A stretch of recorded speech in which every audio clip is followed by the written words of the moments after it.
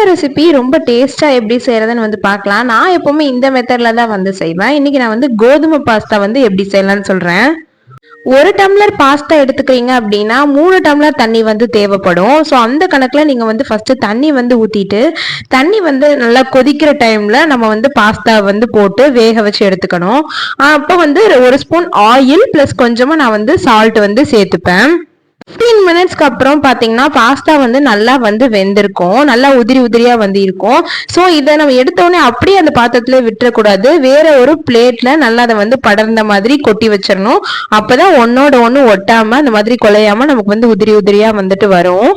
அதே பேன்ல இப்போ 2 ஸ்பூன் வந்து ஆயில் ஊற்றிக்கோங்க. ஆயில் சூடானதுக்கு அப்புறம் கடுகு சேர்த்துருக்கேன். கடுகு பொரிஞ்ச அப்புறம் பெரிய வெங்காயம் ஒன்று கட் பண்ணி வச்சிருந்தேன். ஸோ அதை வந்து சேர்த்து ஒரு 2 நிமிஷம் வந்து நல்லா வதக்குங்க. வெங்காயம் வந்து லைட்டாக வந்து கலர் மாறினோடனே பூண்டு ஒரு 2-3 பல் பூண்டு வந்து தட்டி வந்து சேர்த்துக்கோங்க.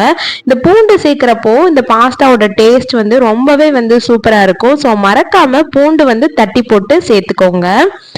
அப்புறம் இதில் வந்து பார்த்தீங்கன்னா ஒரே ஒரு பெரிய சைஸ் நல்ல பழுக்க தக்காளி அதுவுமே வந்து குட்டி குட்டியாக கட் பண்ணி அதுவும் வந்து ஆட் பண்ணிக்கோங்க. இதெல்லாம் வந்து நல்லா ஒரு 2 மினிட்ஸ்க்கு வதக்கி விடுங்க. தக்காளி நல்லா வேகணும்.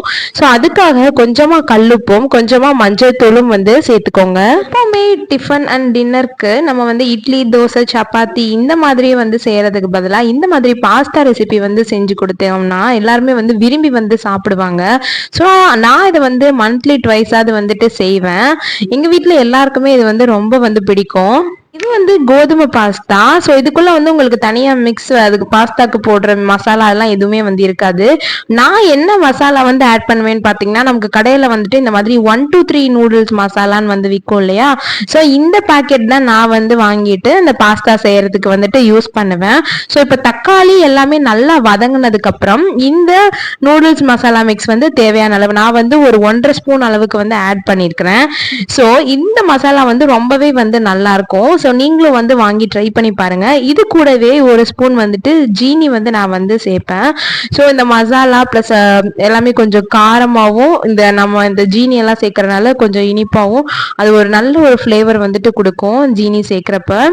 இப்படி தான் நான் வந்துட்டு செய்வேன். இப்போ இந்த மசாலா கன்சிஸ்டன்சி வந்து பாருங்க. இந்த ஜீனி எல்லாமே கரைஞ்சதுக்கு அப்புறம் இந்த மாதிரி தான் வந்து இருக்கும். ஒரு 2 மினிட்ஸ் வந்து அந்த மசாலாவும் ஜீனி எல்லாமே நல்லா வந்துட்டு கலந்து மிக்ஸ் பண்ணி வந்து விடுங்க.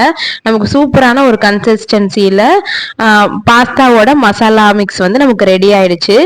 இப்போ வந்து நம்ம என்ன பண்ணணும்னா நம்ம ஆல்ரெடி வேக வச்சு வச்சிருக்கிறோம்ல பாஸ்தாலாம், ஸோ அது எல்லாத்தையுமே வந்து எடுத்து இந்த மிக்ஸ்குள்ள வந்து போட்டுட்டு நல்லா ஒரு 2-3 மினிட்ஸ் வந்து நல்லா வந்து கிளறி விடுங்க. அந்த மசாலாக்குள்ள நம்ம இந்த போட்ட பாஸ்தா எல்லாமே நல்லா வந்துட்டு மிக்ஸ் ஆகணும்.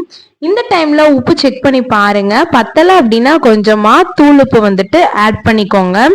உங்களுக்கு பிடிக்கும் அப்படின்னா நீங்க அதுல வந்து சாஸ் கூட வந்துட்டு ஆட் பண்ணிக்கலாம். பாப்பா வந்து கொஞ்சம் சாப்பிடுவா. ஸோ அது நான் இதுல வந்து சாஸ் ஆட் இதெல்லாம் போடுறப்போ நீங்க வந்து எக் சேர்க்கறதுனா கூட வந்து சேர்த்துக்கலாம், இல்ல வெஜிடபிள் சேர்க்கறதுனா கூட சேர்த்து வந்து செய்யலாம். நான் வந்து எப்பவுமே சிம்பிளா ஈஸியா செஞ்சிருவேன் இந்த மாதிரி.